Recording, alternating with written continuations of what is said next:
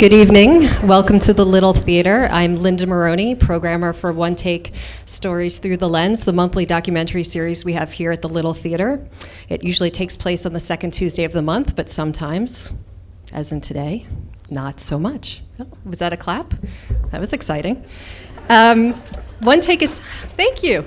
One Take is supported in part by the New York State Council on the Arts with the support of Governor Andrew Cuomo and the New York State Legislature. Tonight's film is Requiem for the American Dream. I hope that's what you're all here for. Directed by Peter Hutchison, Kelly Nyks, and Jared P. Scott. So I'll just say a few words and keep it rather brief because we definitely want to have time after the film. Luckily for us, these three filmmakers captured an essential, sobering, and very timely teaching from Professor Noam Chomsky on the principles of concentration of wealth and power. Filmed over 4 years, Professor Chomsky clearly shares his insight as to how the American dream has unraveled over time. Professor Chomsky's interviews are highlighted by some beautifully shot visuals and clever animation and edited in a rhythmic way that is almost musical in nature, in the most profound way. This film leaves us with much to ponder and to continue to analyze long after viewing it. I will tell you, will be the first viewing by Professor Chomsky himself as well, so you all get to share that experience.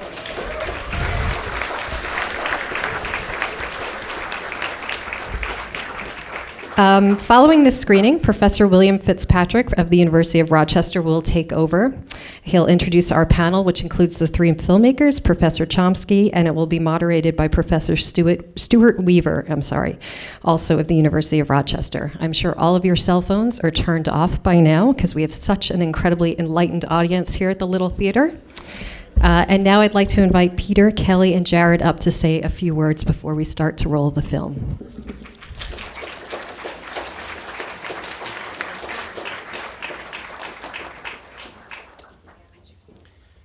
Hey, how's it going? I'm Jared. This is Peter. This is Kelly. Thanks so much for coming out.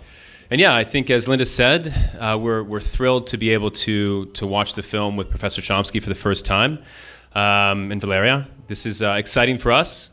We probably won't stay in and watch it, but at some point, I think also Professor Chomsky might storm out. It's not because he doesn't like it. He just might have to use the restroom. So we'll see. No.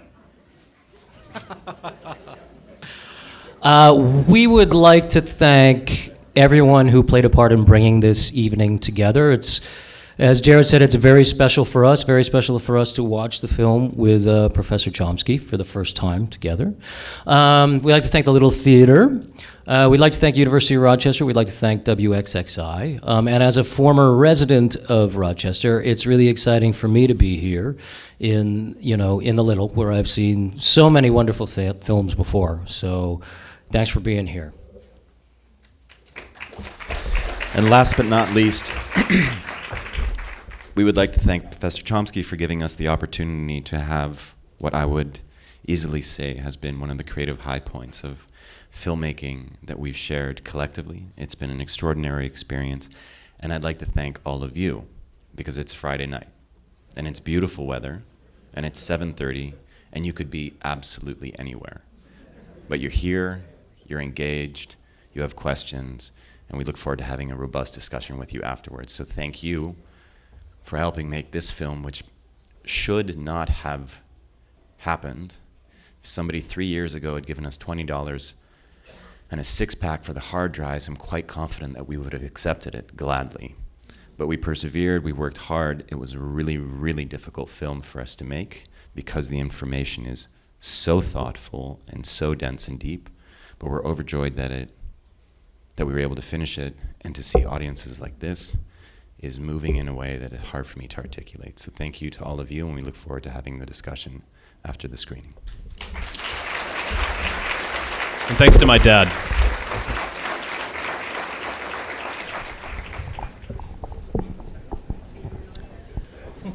Good evening, everyone. I'm Bill Fitzpatrick from the Department of Philosophy at the University of Rochester. And thank you very much for coming. What a fantastic film, and what a privilege to be able to sit and watch it with Noam Chomsky for the first time.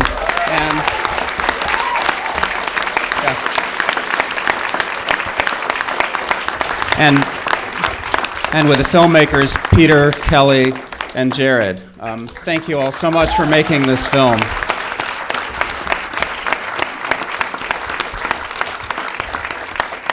To me, this is just an incredibly refreshing dose of moral clarity. And in the last hour, I've actually just revised my moral philosophy syllabus. We'll have to talk about that, how I can do that legally. It's fantastic. So I just want to take a couple minutes before we start to tell you a little bit about how this event came to be. So as you may know, Professor Chomsky is here as the University of Rochester's distinguished visiting humanist. This is an exciting program that's now under the umbrella of the New Humanities Center at the University of Rochester. If you don't know about that, I would encourage you to go online, just Google Humanities Center Rochester, and you'll get it. And this is a program that brings are the very most prominent scholars working on broadly humanistic questions to campus for a variety of talks and meetings with student groups, faculty groups, and members of the Rochester community. The president told us when selecting people for this, shoot for the stars, so we did, and to say that we got one, I think, would be quite an understatement. So he's here for that, and I have to say,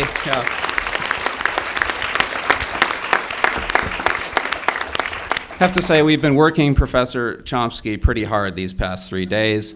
This is our final event. And from the beginning, we had scheduled the big talk yesterday. Another film, Michel Gondry's film, is The Man Who Is Tall Happy. That was Wednesday night on campus.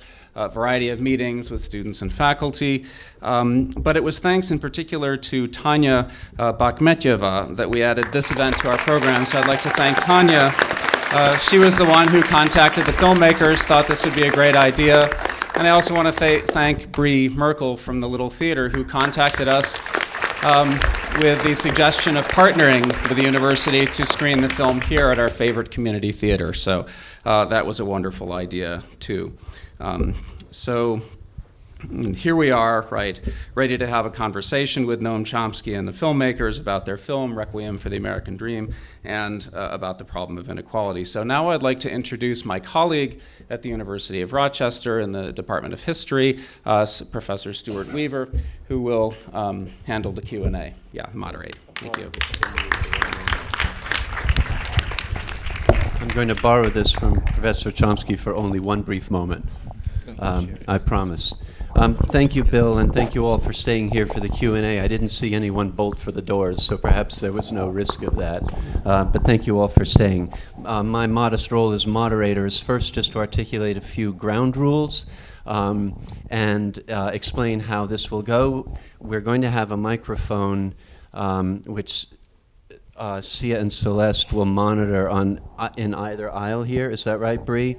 And so we're going to ask you to form a queue, a line in American English, in each aisle here. And please keep your questions as succinct as you can. We have a limited amount of time. I apologize in advance for those whom I won't be able to recognize should we run out of time.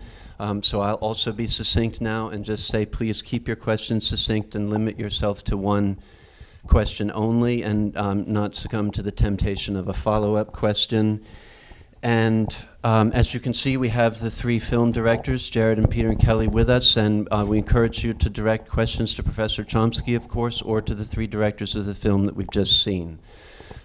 So those are the ground rules. And so as our lines form, perhaps I'll just start things out myself a little bit, because we were all struck, Professor Chomsky, that you had not seen this film before and that we were seeing it with you as you were seeing it for the first time. So perhaps I'll just start while people come to the microphones, if they're going to do that. I'll just start by asking, how'd you like it? Actually, I liked it a lot, but the best compliment to the directors and producers was actually given to me as I was walking up by the young man who was sitting next to me. He said that he was struck by the fact that the things I said were very concise, and he pointed out correctly that I'm always accused of lacking a property called concision.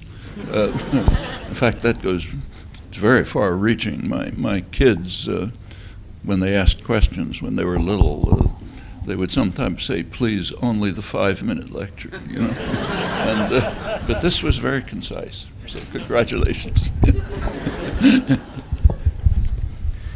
All right, shall we begin stage right? Sia, do we have a microphone down here? And a first question for either the directors or Professor Chomsky.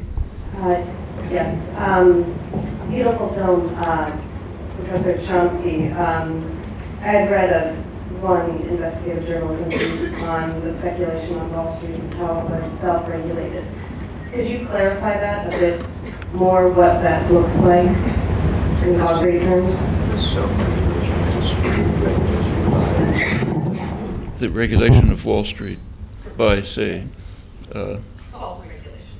by False regulation. False regulation. false regulation. Well, there are regulatory measures, and they have some impact.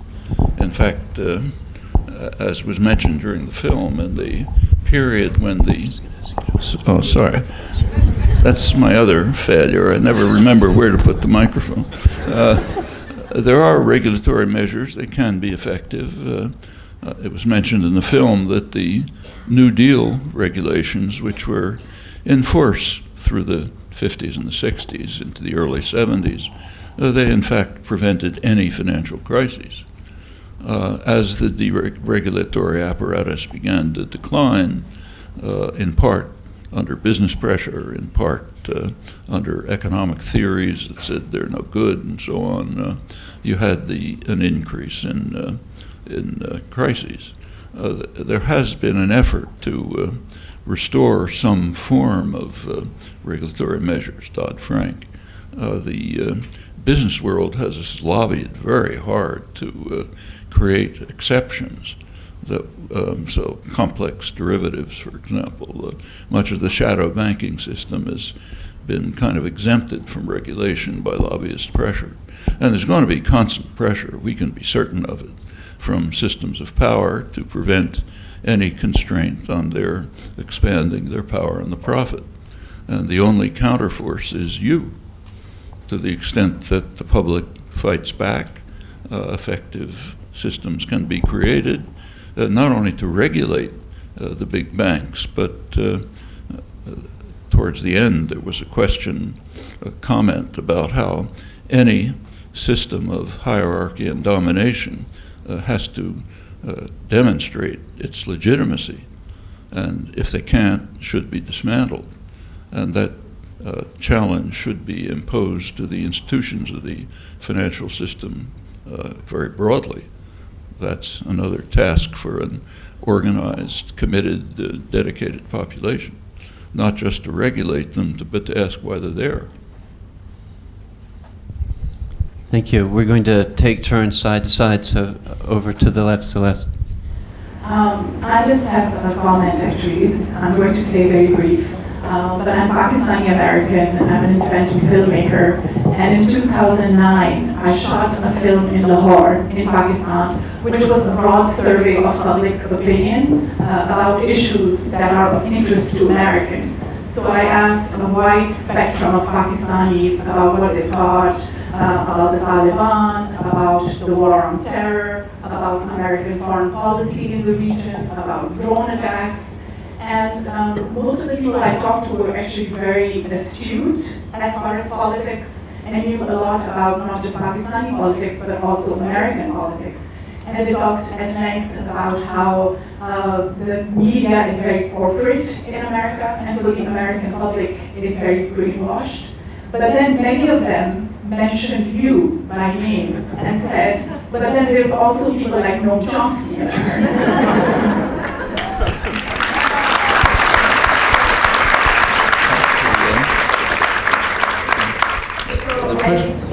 Yeah, I just wanted to share that with you, that you as an individual are an antidote to American imperialism and aggression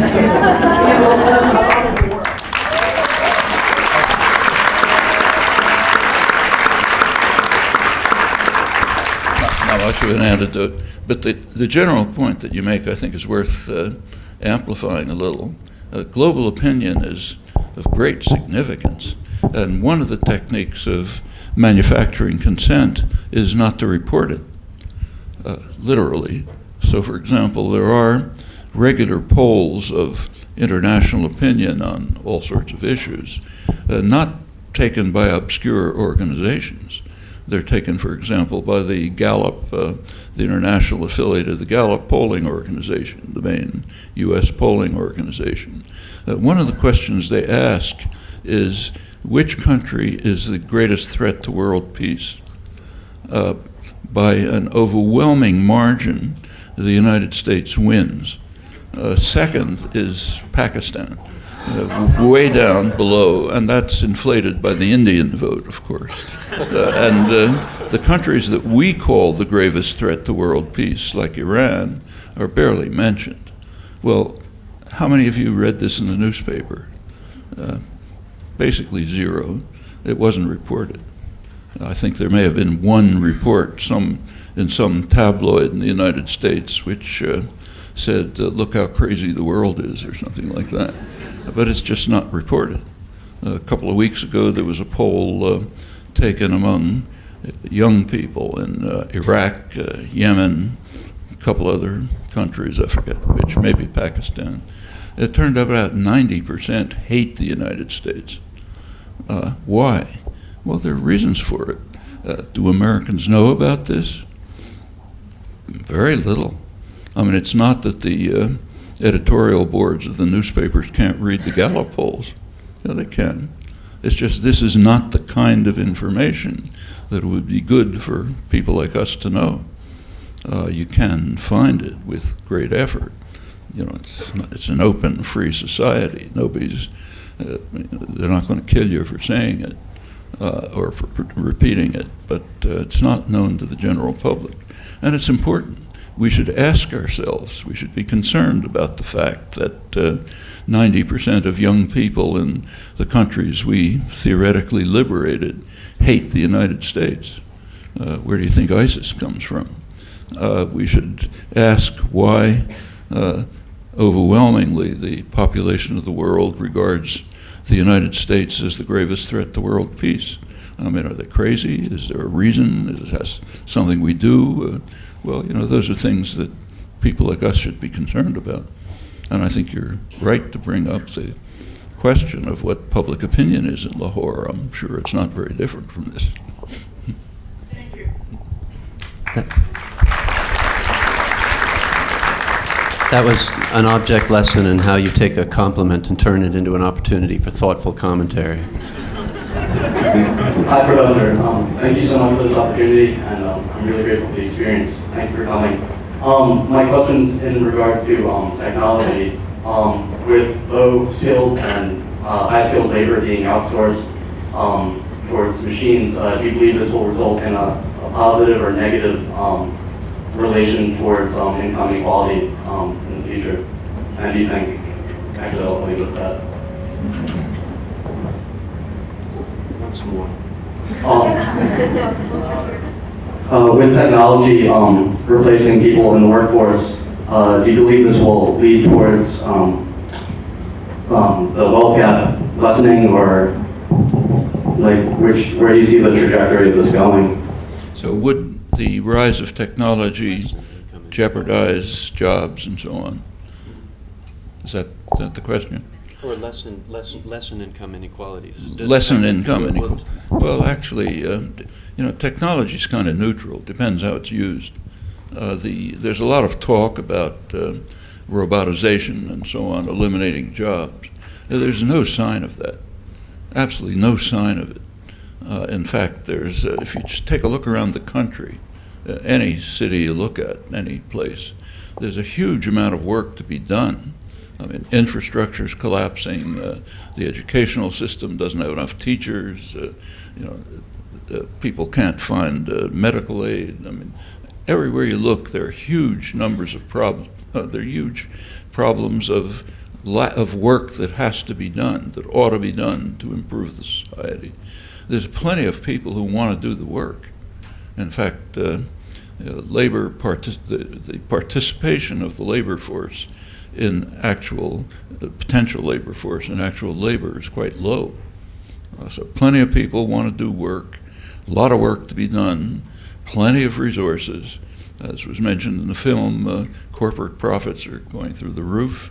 So here we have a society with massive amounts of work to be done, plenty of hands that want to do it, resources for it. The system can't put them together. Technology is not the answer to that. Robotization, which is sometimes described as a great threat, could actually be a wonderful liberating force. Robotization would, at most, eliminate the kinds of work that people really don't want to do. Dangerous work, routine work, boring work, the kind of work which destroys the mind and so on. Actually, the kind of work which Adam Smith denounced, to mention the guy who came up there a couple times. Adam Smith is famous. You've all studied the first paragraph of Wealth of Nations about the butcher and the baker, and everybody works together, and division of labor is wonderful. But not many people have gotten to page, whatever it is, 450, where he sharply condemns division of labor, because he says it turns people into creatures as stupid and ignorant as a human being can be, because they're going to be driven to performing routine, stupid tasks and not developing and exercising their intelligence and creative capacity. So therefore, in every civilized society, the government would have to intervene to prevent this from happening. Well, one way of preventing it from happening would be to take the routine, boring, mind-destroying work and let robots do it. That could be liberating, frees people to do creative work. It's not going to be used that way unless the population forces it. It could very well be used just to undermine what limited opportunities for work there are. But those are choices. There's nothing in the technology that decides how it should be used. Can I jump in with a follow-on? Please, yes. You spoke to, and this was one of the things that we spoke to when we interviewed you, but we obviously had to make choices to keep the film at a certain length that we would consider viewable by... Concision, exactly. There are things that are not disclosed in the media, particularly in the United States. For example, that the BP settlement was not a fine. They didn't go to verdict with the judge. They actually settled out of courts, and therefore it has a large percentage of that, which is tax deductible. But that's not reported, because I would imagine that anyone who isn't even a self-identified environmentalist would find that a grave injustice and then be catalyzed to action. Could you speak to what are the mechanisms that see, what are the processes? Because one of the things that we so enjoyed about making this film was that you lay out these best practices, you lay out these mechanisms, and it demystifies that process. But how do you see now the media and the way that it is being directed, the way that it is being moved, so that we don't see the type of reporting on issues of prime concern to civil society that might allow us to be informed and take the action required? I don't think you can make a blanket comment on it. There's a lot of good material that comes out in the mainstream media. If you read carefully, you can learn a lot. In fact, one thing I learned a long time ago in reading, say, the New York Times, is that the best way to start to read a front page story is to begin by looking at the last paragraph on the continuation page. That very often has interesting information. And I've never checked, but my guess is that good reporters understand that the first paragraph is what the headline writers are going to read, and what the editors are going to read, and what the people who care are going to read. But they want to tell you something that might be buried down there somewhere. So if you take the mainstream media and read them carefully, you can learn quite a lot. But there are plenty of things that don't appear, like what you mentioned, what I mentioned, and so on. And you have to search to find them. It's not impossible. And if we do reach the kind of society that's described there, of isolated individuals, you and your iPhone. This was a couple of years ago, said you and your television set. But if the society consists of you and your iPhone, you're not going to learn these things. The way people learn is by interaction. That's even true of the advanced sciences. If you go to a research lab in the sciences, people are talking to each other. They're challenging each other. They're presenting ideas, getting reactions from students, and so on. If you're isolated, there may be an individual genius who can figure things out, but it's not likely. You don't have the resources or the support or the encouragement to try to find out who you are, what's happening in the world, where you should be looking, and so on. So if in organized societies with functioning, significant organizations like labor unions, which were a very educational force, not just fighting for workers' rights. Workers' education was a major phenomenon in the live, active unions. That kind, or political associations, others. Then you can learn where to look. You can encourage each other. You can inform each other. You can have your views challenged, refine them, and so on. Then you can overcome the very natural efforts of elite institutions to protect you from what they don't want you to know. So it's like everything else, a constant struggle against power. Thank you, Nathaniel. Good evening, Professor Chomsky. I'm thrilled that you're here and sort of having an out-of-body experience. I wanted to speak, ask you a question specifically about U.S. support for Israel. I've been an active member of the local chapter of Rochester Jewish Voice for Peace. And it seems like, sort of as a nation, there's a sort of dichotomy where on the one hand, U.S. support for Israel has ramped up and has gotten more draconian. But at the same time, there's also more, I think, grassroots resistance as well. So my question was regarding media coverage. What can we take advantage of in media as political activists to educate the American public on the realities of the Israeli occupation of Palestine?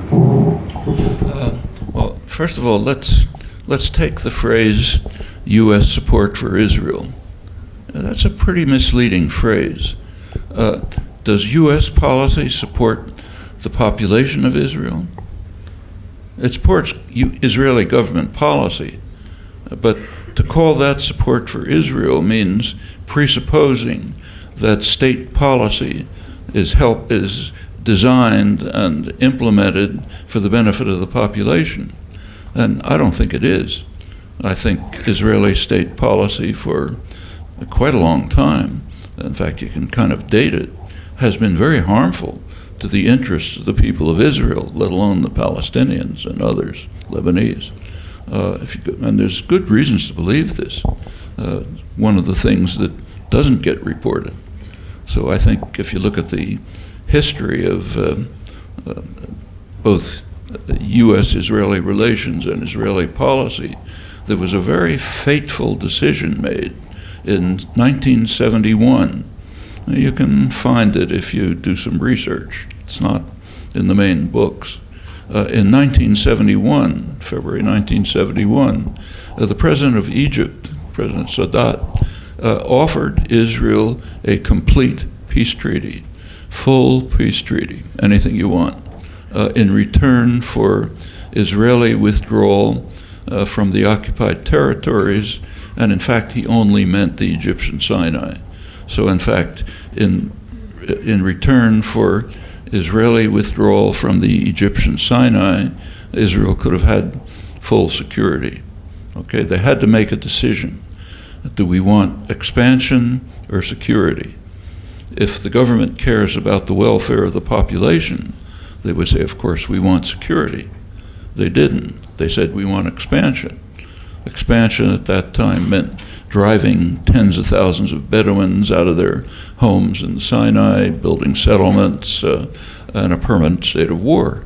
In fact, the war came a couple of years later, pretty close call for Israel, because of the refusal to accept the peace treaty. And in fact, it continues like that since.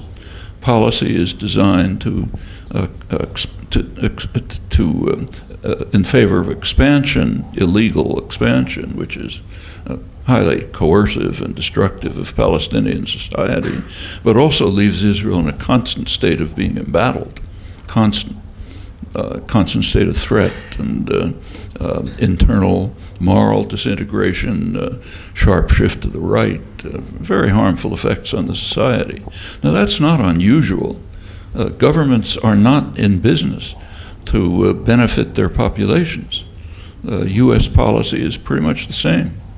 If you take a look at, say, the major threats that really threaten the continued existence of an organized, relatively civilized society. There are two of them: nuclear war, global warming. Is the government dealing with those threats? Yeah, by increasing them.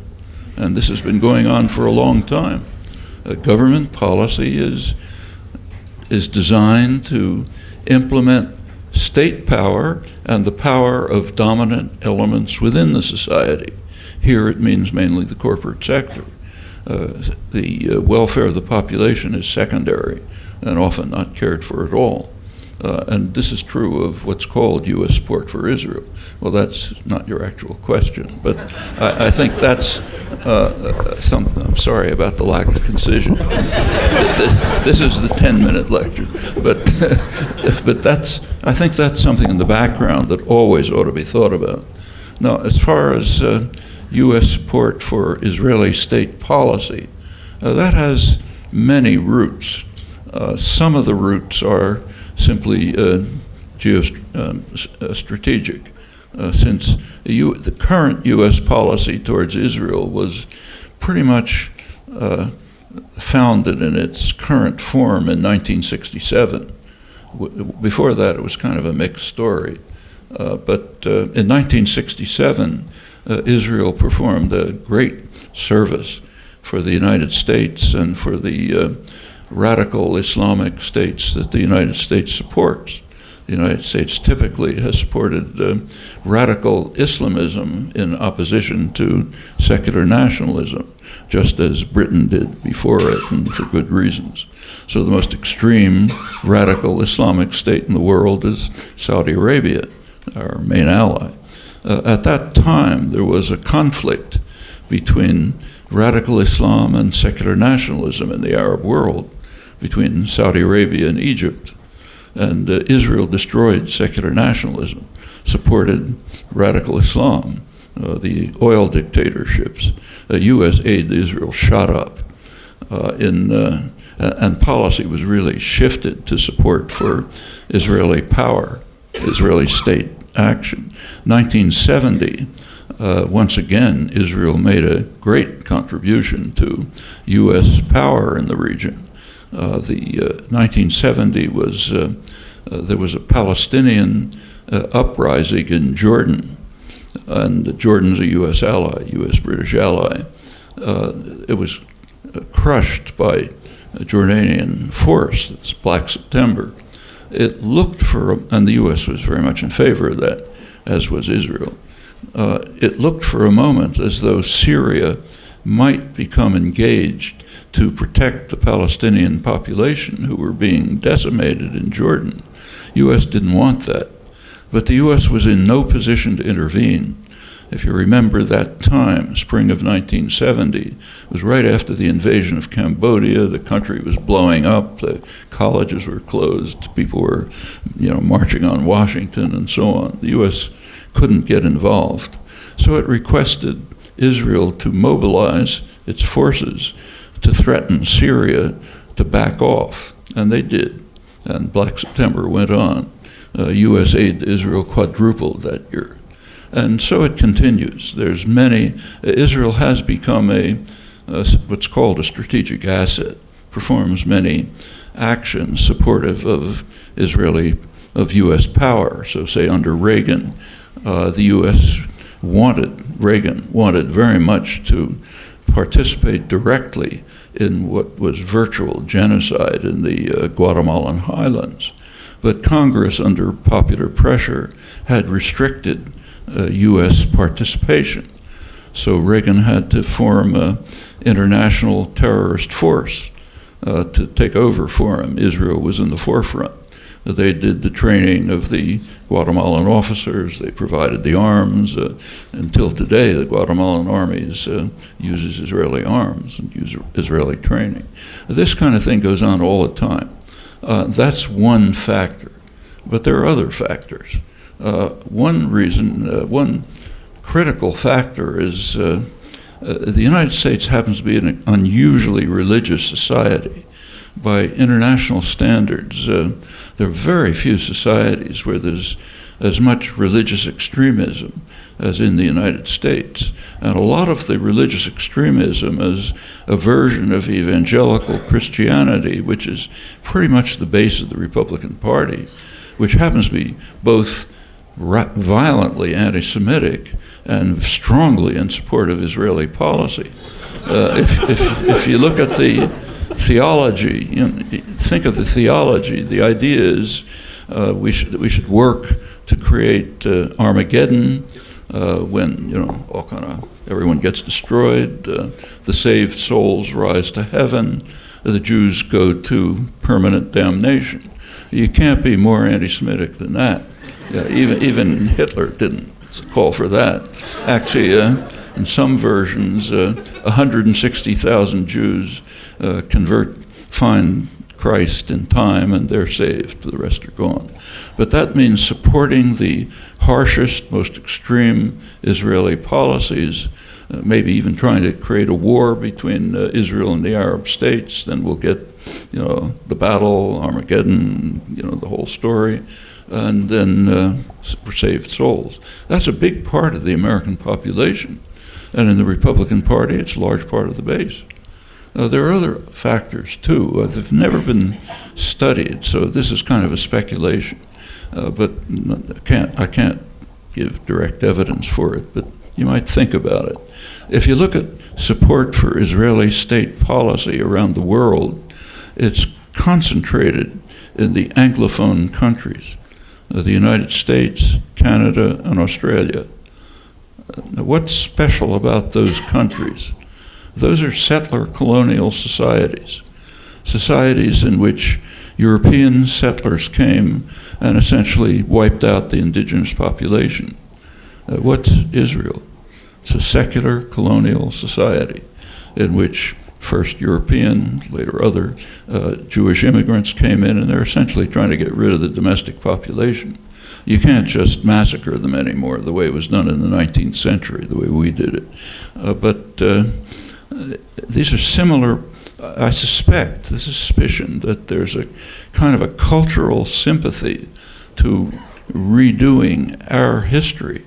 And it's deeper than that, because if you look at the early settlers in the United States and Canada and Australia, they were religious fanatics. They were waving the holy book, saying we have to get rid of the Amalekites who are inhabiting the land, and we're the new children of Israel, and so on. So there's a kind of a cultural continuity that goes a long way. And in fact, Christian Zionism goes back way before Jewish Zionism, and it's also an elite phenomenon.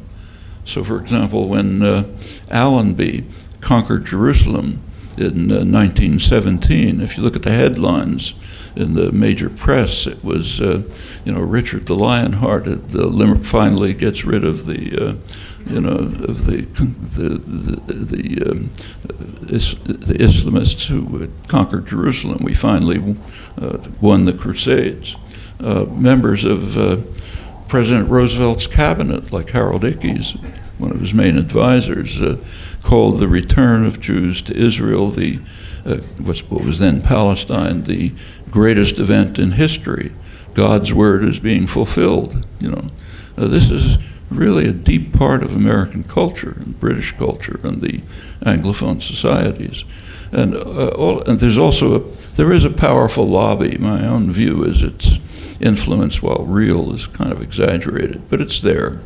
And all of those are factors that kind of converge to yield support for Israeli state policy, which is quite different from support for Israel. But the point you mentioned is extremely important. There is a change going on, mainly among young people, but that is where changes usually start on most things. And say on college campuses, Palestinian rights are one of the main issues. That's a huge change from 10 or 15 years ago. I mean, I see it personally. I literally used to have police protection if I was even going to talk about Israel and Palestine, even in my own university, others too. Now, there's absolutely nothing. You can't get a hostile question. The hostile questions are, why aren't you extreme enough? But those are big changes, and they could lead to a change in U.S. policy. And I think there are things that people should work for, simple changes that I think Jewish Voice for Peace should work for. Calling on the United States government to follow its own laws. I think that's a good place to start. There are laws put aside international law, which people regard as something exotic, but take U.S. law. The U.S. law explicitly bars military aid to any military groups that are engaged in systematic human rights violations. It's called the Lay Law, Lay Amendment. That's U.S. law. Major organizations like Human Rights Watch and Amnesty International for years have been calling on the U.S. government to follow U.S. law and to end military aid to Israel. And we ought to be asking the same thing. At the very minimum, we should be asking that our government follow its own laws, and that would mean ending military aid. That would have an effect. That would be one part of a more general realignment of policy, which could lead the United States to basically join almost the rest of the world in calling for a political settlement. And that could have a big impact, I think. There's plenty that can be done. I think you begin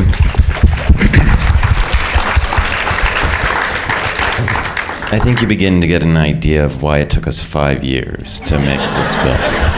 It's good to be back. I suppose it's too much to hope for a hostile question for you, Professor Chomsky, but to the right. So speaking of speculation and redoing American history, the documentary kind of ends on this positive note when talking about activism, but also cautions against sort of like that blind anger of people against people. Yet that's something that we're constantly seeing and something that's really coloring all of the political climates, that whether it's bipartisan politics or just social politics. So that said, would you speculate that we might be leaning closer to a political revolution, or say something more violent like a second civil war, or would you say that we're pretty much doing exactly what we're supposed to be doing? Well, I think what we're seeing is pretty much what you described. A lot of hatred, anger, really irrational attitudes, people mobilizing against their own interests, literally against their own interests, supporting political figures whose goal is to harm them as much as possible. We're seeing this right in front of us. You look at the television set, you see it every day. Where's it going to go? That's really up to you. It goes where people like you will direct it. We have plenty of opportunities to do things. It can be, this film opened with a comment of mine about the 1930s being objectively much worse than today, but subjectively much more hopeful. And there was a reason for that. People were working together. They weren't just hating each other. They were organizing the CIO, carrying out sit-down strikes, fighting for civil rights, and so on, and doing it in unity. It was breaking down ethnic and racial barriers. Well, that can, we're not genetically different from the people in the 1930s. It can be done again, just as it was done then. And remember that at that time it was done after a period not unlike today, a period of very high inequality, harsh repression, destruction of the labor movement, much poorer society than today, many fewer opportunities.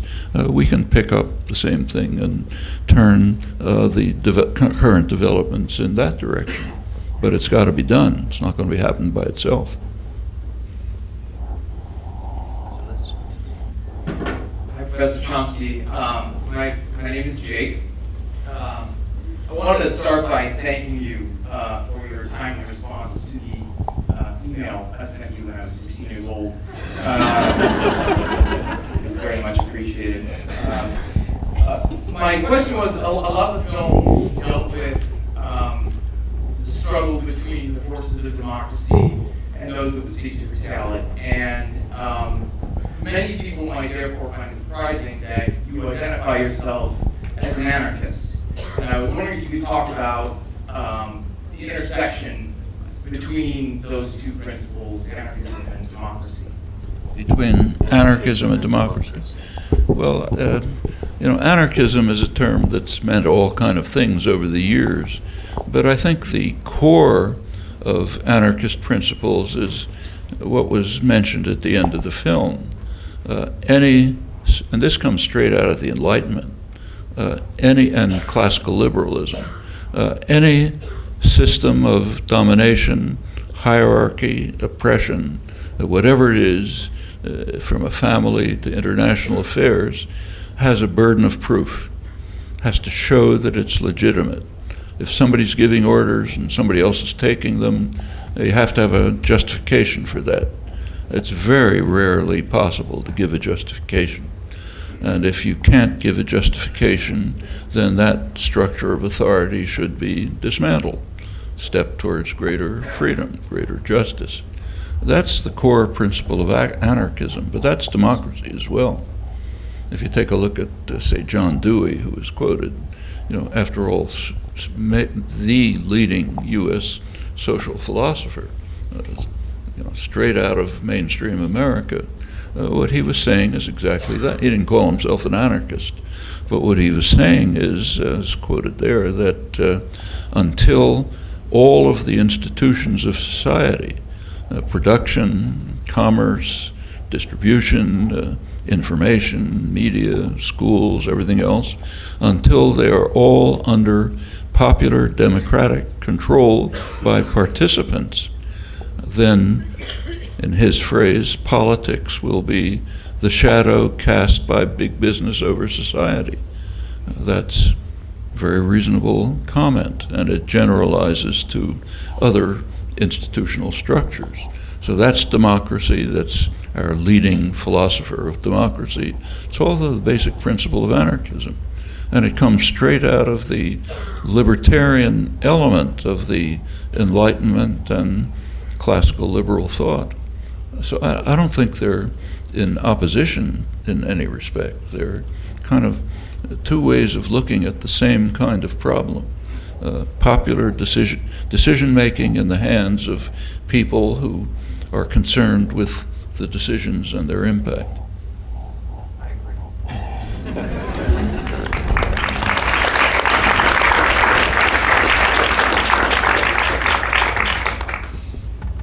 Professor Chomsky, given that it's an election year, I'm sure you've probably been getting variations on this question.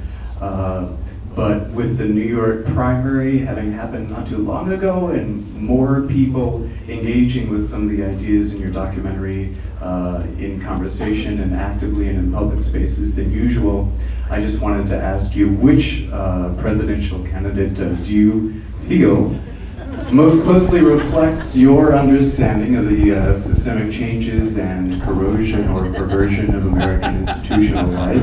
And I'm sorry if that's too direct, and do you feel that that candidate has an actual chance of enacting the critique if he or she gets elected? Well, it's an actual sincere question. Thank you.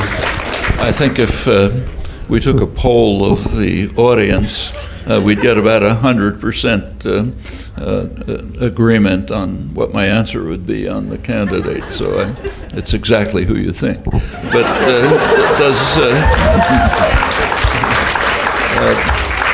does he have a chance of? I'm kind of amazed by how much success he's had, and it's kind of striking that he's being described as a kind of a radical extremist. Actually, Sanders's views would not have surprised Dwight Eisenhower. He's a mainstream New Deal Democrat. Eisenhower, who was hardly a radical, said that anyone who doesn't accept New Deal policies doesn't belong in the American political system. That's Eisenhower. Taxes on the wealthy were way higher and so on. Eisenhower is not my ideal by any means, but I'm just trying to point out that what Sanders is calling for is, first of all, pretty mainstream, not long back, but it's also strongly supported by public opinion. So take, say, his call for national health care.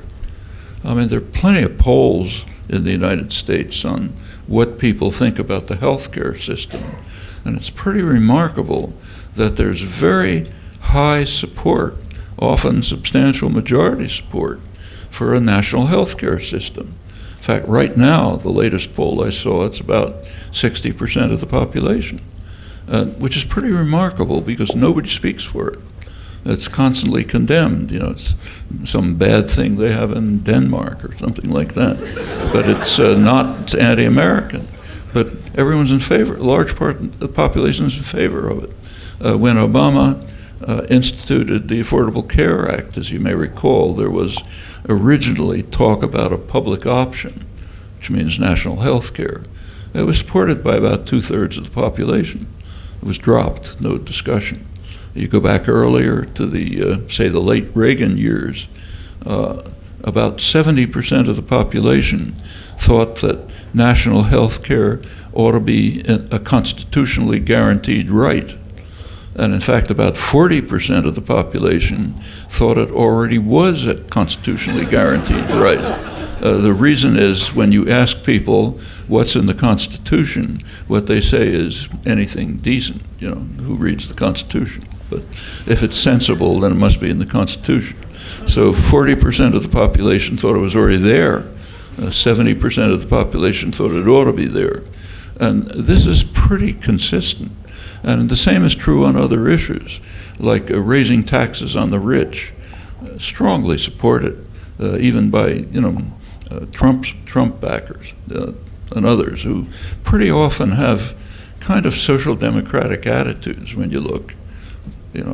Down with the government, but more spending on education, health, aid for women with dependent children, not welfare. That was demonized. Welfare means, you remember Ronald Reagan's tales, it means some black man going and stealing your money at the welfare state office. Nobody wants that. But you want what welfare does. People are in favor of that. And Sanders, quite across the board, his views, his positions have substantial, if not a majority, public support, and were pretty mainstream not long ago. What that means is the political spectrum has shifted so far to the right that what the population wants and what was once mainstream now looks radical and extremist. Well, it's up to us to shift it back. Today's Democrats are pretty much what used to be called moderate Republicans, Rockefeller Republicans. That's the mainstream of the Democratic Party. The Republicans are just off the spectrum. They're not even a political party anymore. But I must say, pretty amazed by how far he's gotten. It's almost certain he's not going to win the election. But even if he did win the election by some miracle, he could do almost nothing unless there was mass popular support for the policies that he wanted to implement.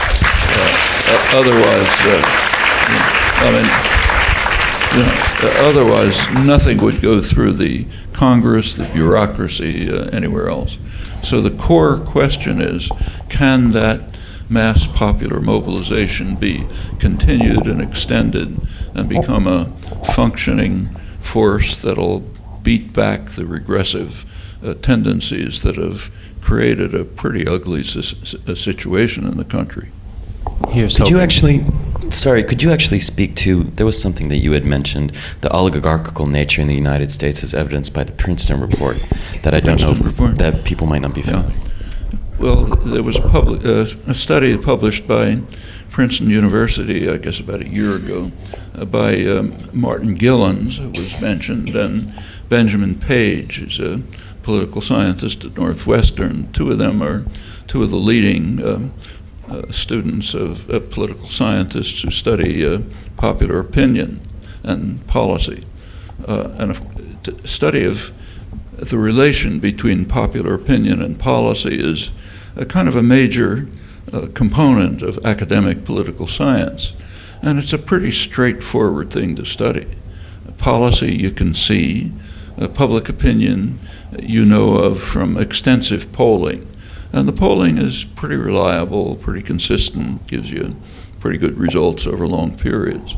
And this particular study by Gillens and Page took, I think, about, it was 1,700 or so policy decisions and compared them with public attitudes and with business interests, and you got the results you'd expect. They were uncorrelated with public attitudes and closely correlated with a corporate interest, which is not particularly surprising because it's the corporate interests that write the policies. The funding for campaigns is not just to get the candidate in. Even if you're funding candidate, if the people you're funding lose, still funding buys access. All the funders understand that. If you fund a candidate, that candidate is going to give you privileged access because he or she wants the funding to continue. Privileged access means that your corporate lawyers go to the staff of the legislator, the people who actually write the legislation. The legislatures often don't even know what's in it. But the people who actually do the work, your corporate lawyers go and deluge them with alleged data, arguments, tons of material, and they basically write the laws. So what comes out as policy is pretty much what's written by the corporate lobbyists and lawyers who gain the access thanks to funding. So the fact that policy doesn't correspond to public interest shouldn't be a big surprise. And it's similar to the what was quoted in the film, the study by Martin Gillens, a book called Affluence and Influence, in which he showed pretty convincingly that for about 70% of the population, that means the lowest 70% on the income wealth scale, there was essentially no correlation between their attitudes and the what their own representatives were doing. They were just uncorrelated, which means that that part of the population is essentially disenfranchised. And it's not just 70%. That means as you move up the income wealth scale, you get slowly slightly greater correlations, but not very high. It's only when you get to the very top, and that means beyond the level of what the census data can give you, probably 0.1% or so, standard guess. Basically, policy is set. So of course, you're going to get results like the Princeton result, which was a pretty dramatic one. It's worth looking up on the internet. Thank you. I want to give the father of one of our directors the opportunity to ask a question. Sia, down the gentleman on the right. Thank you. Thank you. Thank you for joining us, Professor Chomsky. I'm curious how you prepared for the film sessions. Did you outline notes, chapters? Was it a stream of consciousness? How did you prepare for the film?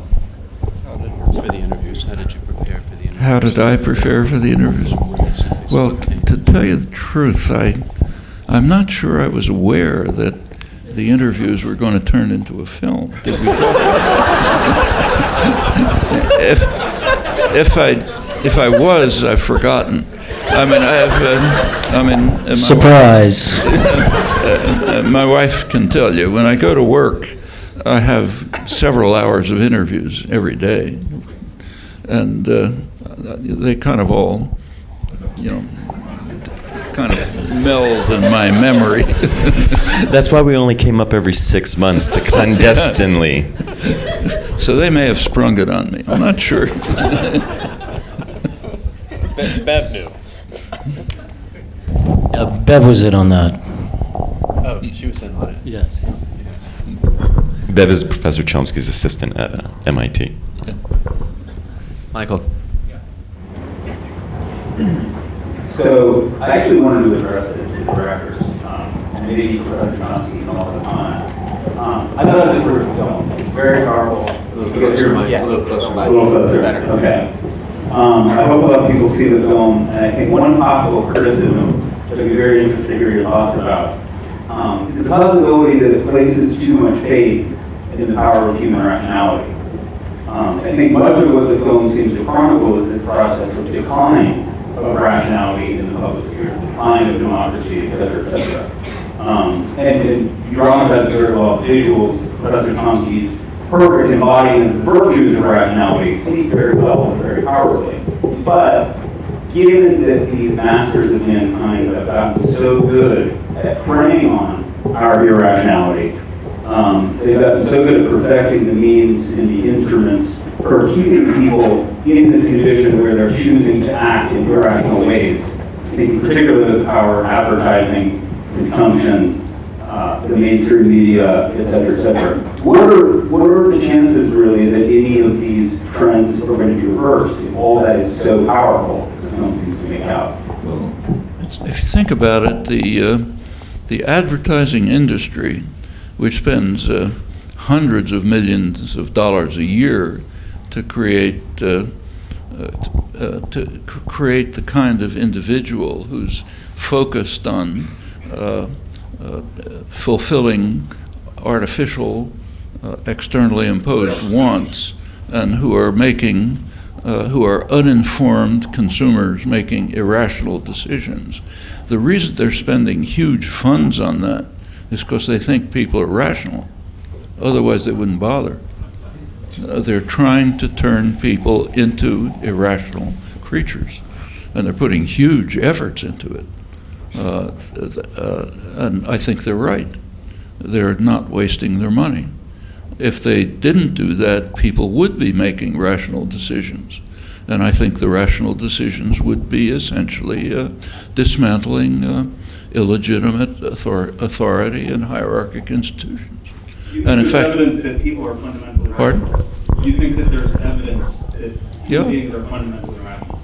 Well, I agree with the advertising industry. I think they probably are. And in fact, if you look over history, there is plenty of progress, even in my lifetime, last generation. It's a very different society. You wouldn't have had events like this or films like this 50 years ago. It was inconceivable. If you wouldn't have had a mixture of people like this 30 years ago, 20 years ago. It's changing. There's a lot more freedom, not economic equality, but other kinds of equality that have been gained through popular struggle. Let me just describe my own university, but it generalizes across the country, in fact, in part across the world. When I got to MIT in the 1950s, it was white males, well-dressed, jackets and ties, quiet, doing their homework, no activism, obedient, passive. Now it's like Rochester. It's, and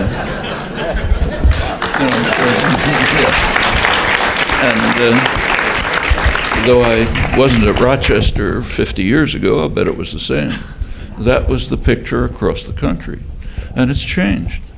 So it's now, like other places, about half women, third minorities, informal relations among people, a lot of interaction, plenty of activism of all kinds. These are big changes in the society. In fact, just take a look at the presidential campaign. It was mentioned that the major issues that we face, like climate change and nuclear war, those just aren't discussed. But there are things that are discussed, like my wife and I passed a television set in the hotel this morning, and the big issue that was being discussed was a battle between Trump and Cruz about what bathrooms people are allowed to go to. That is being discussed. And there is a background of that in the rise of equality and people's rights.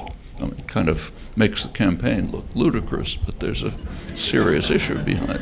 Would you like to take one more quick question? Yeah, we have time for one more. Okay, with apologies for those I'd love to add from the filmmaker's side. I think one of the things that we enjoyed so much about coming back to Chomsky, Professor Chomsky, time and time again, was the fact that there was always a through line of the tremendous victories that have been won by social movements that you would come back to time and time again, pointing out that in our collective national storytelling that we often don't think of those victories, but that nobody would consider it even within the realm of possibilities that we would go home on segregated public transportation, or that my sister couldn't vote, or that my mother couldn't vote.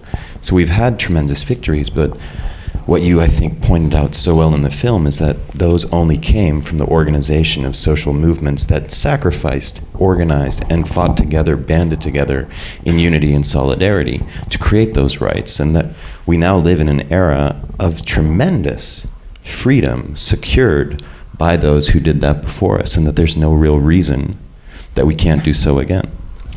And also that I think on the heels of that, that there's a cyclical nature to that. You know, that there's been different periods in time in our history where there have been real vibrant, robust uprisings, activism, and that, you know, it's really up to us and everyone in this room to take a look back at our history and say, what happened in the 30s, what happened in the 60s?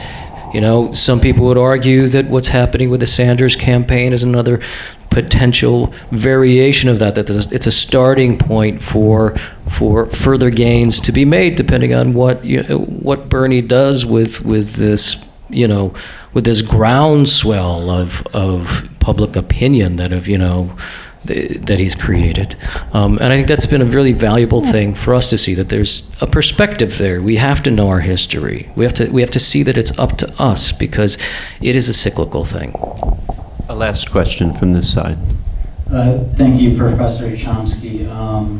Given the financialization of the economy and also the offshoring of manufacturing, not having like a large industrial proletariat in the United States anymore, where do you see the strategic areas where working class can leverage power in the 21st century? Well, first of all, it's not a law of nature that the United States doesn't have a manufacturing industry. In fact, it could, and we're constantly seeing cases where if there was enough popular mobilization and activism, we would have a productive manufacturing industry, manufacturing the right things. I'll mention one striking case that I happen to have brought up a couple times in the last couple days, so you may have heard me say it, but it's a very striking example, I think. After the housing bubble crashed and the financial crash, as you remember, the government pretty much took over the auto industry. It was in government hands. That means popular hands. That meant there were choices that the public could have made. If there were an organized, active public, there were choices that people like us could have made about what to do with the auto industry. Well, unfortunately, there wasn't that active mobilization and organization. So what was done was the natural thing that benefits the powerful. The industry was pretty much at taxpayer expense, returned to essentially the same owners. Some different faces, but the same banks, the same institutions, and so on. And it went on producing what it had been producing, automobiles.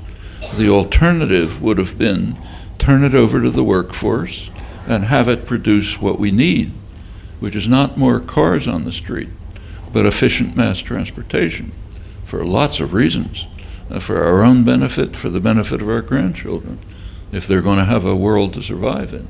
It's not going to be through automobiles.